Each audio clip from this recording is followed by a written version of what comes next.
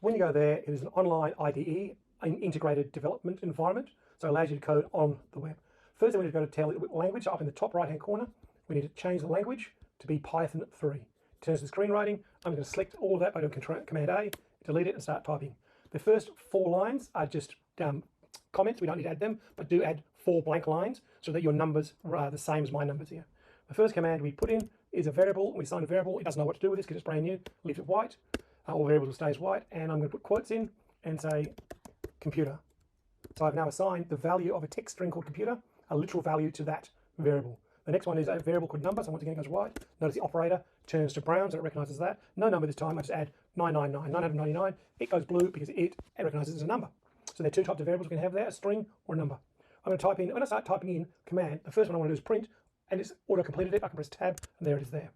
I need brackets and quote, and I can say, hello, my name is. So the green is the literal part, and then outside of the brackets, outside of the quotes, inside the brackets, I put in a variable. So it's going to say print, hello, my name is, and add to the end of that whatever the variable is, which is computer at this stage.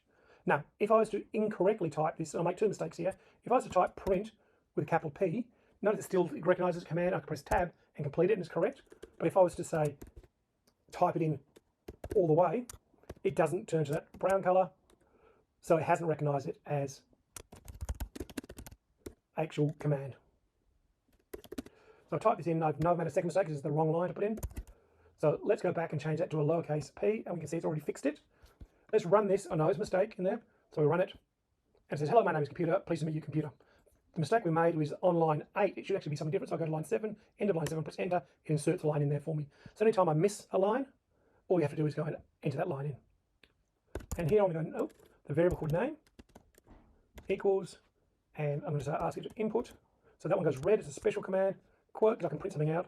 Please enter your name.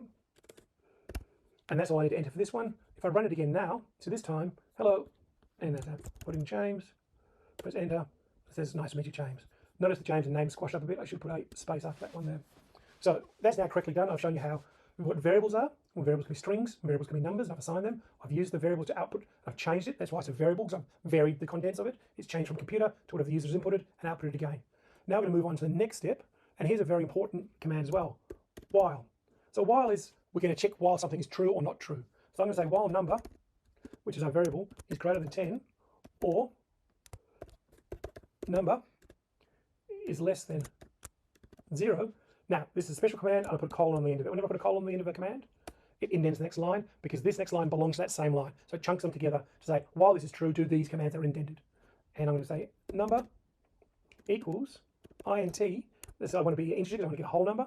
And then once again, I'm going to put the input in single commands, enter a number between 1 and 10. Now I actually want them inclusive. I could put between 0 and 11, but just to keep it simple and understandable, that's all I need to do. So the green part can be printed out. The input's going to mean I want to get something from the user like I did before, but the only difference is now I want to add the integer, say I'm only going to accept a number from them. When I press enter again, it's indented, continue the indent because I want to keep going. Now I'm using if. This is a selection. So I'm going to make a choice. If something is true, then do this, whereas the previous while is doing it while it remains true. Okay. So at the moment, number was set to 999, which is definitely greater than 10. So I was going to keep on doing this while that is true. And so I'm going to say, I'm going to actually copy exactly the same thing here. Now there's better ways to code this, but this is in the introductory one. So if number is this, so if it's number, notice when I press enter, it indents again. I just want to print out to let you know what mistake you've made.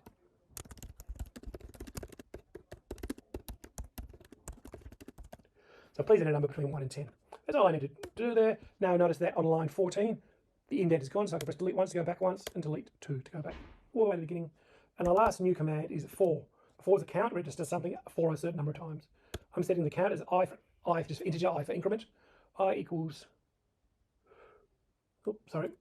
I in range. So the range I want to go from 1, inclusive of 1, up to whatever the number I said was. Once again, I mistyped it then, but I can press the tab and it gets the correct one in. Once again, this has a colon at the end, so it's indented. I'm going to print. What I want to print out is the word count equals, then outside of the quotes, I want to use a variable I, another comma.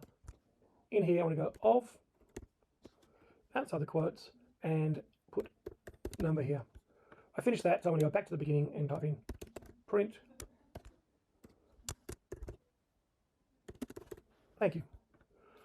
Now if I run it, we should see, please enter your name, James. So you can do whatever you want. Please enter a number. Let's enter a number that is not within that. So let's enter 15. It says no, it doesn't work. So let's enter a number 5. And you can see here it just counts up. Count 1 of 5, 2 of 5, 3 of 5, 4 of 5. So it finishes when it gets to there. And that's your bit of code.